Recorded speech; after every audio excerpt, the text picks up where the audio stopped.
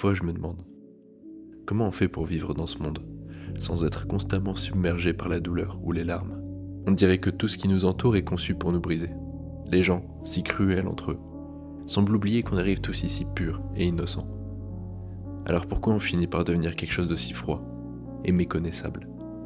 La douleur nous façonne, elle nous durcit, et je ne sais pas ce qui me fait le plus peur, la souffrance ou les monstres qu'elle peut créer.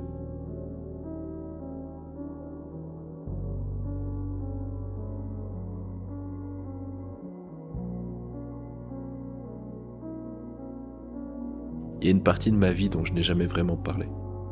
Pas parce que je veux la cacher, mais parce qu'elle semble si différente d'aujourd'hui que c'en est presque irréel. C'était comme vivre un hiver sans fin, un moment suspendu quelque part entre le silence et l'absence. Je venais de quitter l'armée et j'étais plus le bienvenu à la maison. Après quelques mois d'errance à dormir dans ma voiture après l'école que je venais de reprendre, j'ai eu un logement. C'était juste après Noël.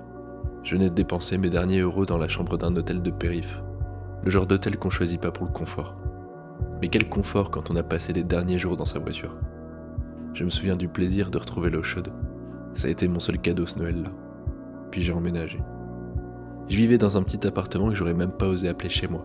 Les murs étaient nus, froids, à la vue et au toucher. Comme si tout ce qui était censé donner de la vie à un espace s'était évaporé en même temps que l'ancien locataire.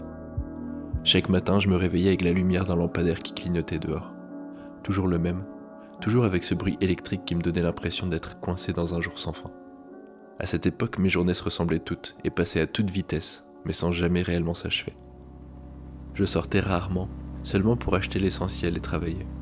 Le reste du temps, j'écoutais Tame Impala en boucle, en révisant ou en pianotant sur l'ordinateur. Ce qui m'a marqué, c'est que les rues étaient vides, ou peut-être que je voyais plus les gens. Je me souviens que même le son de mes pas sous la pluie semblait étouffé, comme si le monde refusait de me répondre. Quand j'étais enfant, je passais des heures allongé sur l'herbe, sur mon lit, ou même sur l'asphalte chaud qui annonce l'été, les yeux fixés sur le ciel. Je comptais les avions, imaginant des vies loin d'ici, loin de moi, mais cette activité presque apaisante portait toujours une ombre, une solitude sourde qui m'écrasait, celle d'un père absent peut-être, mais plus sûrement, plus douloureux qu'être le fruit d'une grossesse non désirée, en être la continuité, avoir besoin de s'envoler pour quitter l'absurdité d'une terre sans racines. J'ai grandi, mais ce sentiment ne m'a jamais quitté. Chaque jour semble être une extension de ce moment. Une boucle où je continue de chercher quelque chose, quelqu'un ou peut-être simplement un sens. Et c'est étrange. Quand je repense à ces moments, ils sont pas marqués par la tristesse. C'est quelque chose de différent. C'est un vide qui m'a permis de me voir, vraiment pour la première fois.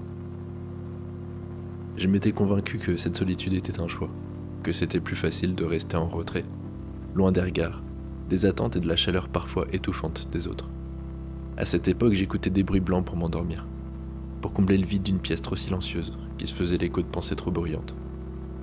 Le froid de cet hiver n'était pas seulement physique, il était dans tout, dans les murs, dans mes pensées, dans chaque respiration. Il y avait des jours où je me demandais si ce froid que je ressentais venait vraiment de l'extérieur. Peut-être qu'en fait il venait de moi, comme si j'avais fermé la porte à quelque chose, sans savoir quoi exactement. Mais ce qui rend cette période étrange, c'est qu'elle était pas triste. C'était pas non plus une souffrance. C'était un état suspendu. Un espace entre ce qui était et ce qui pouvait être. Et puis il y a cet étrange paradoxe qu'est Internet. Un espace qui amplifie notre solitude, tout en nous reliant d'une manière si viscérale. On y voit la cruauté, la haine, les guerres d'opinion, mais aussi une sorte de lumière. Une promesse que peut-être on n'est pas complètement seul. Si tu écoutes ça et que tu te sens à bout, que t'es prêt à baisser les bras, sache que tu n'es pas seul. Il y a des gens comme toi, comme moi, qui ressentent ce vide, ce froid, et qui continuent malgré tout. Internet est comme un pont entre les âmes éparpillées. Il nous offre des fragments de chaleur dans un monde qui semble vouloir tout geler.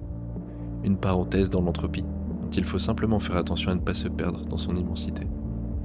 Je me souviens d'un matin particulier. La lumière du soleil traversait les rideaux usés, dessinant des ombres douces sur le mur. J'ai ressenti quelque chose de presque imperceptible. Une chaleur, minuscule mais réelle. C'était pas le genre de révélation grandiose qu'on voit dans les films. Juste une pensée fugace, mais elle m'a changé. Je me suis levé, j'ai regardé par la fenêtre, et j'ai vu une rue que je n'avais jamais vraiment regardée avant. Les détails étaient là, les fissures dans le béton, les petites traces laissées par quelqu'un qui était passé avant moi, une fine couche de givre qui brillait sous le soleil, et c'était beau à sa manière.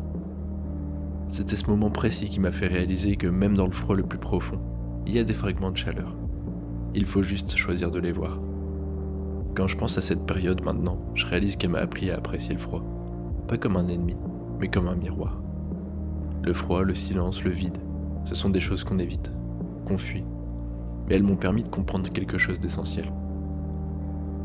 Avant de chercher la chaleur ailleurs, il faut apprendre à l'allumer en soi. L'ancien moi est peut-être mort, mais il ne tient qu'à moi de fleurir sa tombe. C'est étrange de penser que même dans nos moments les plus sombres, quelque part, quelqu'un ressent exactement la même chose.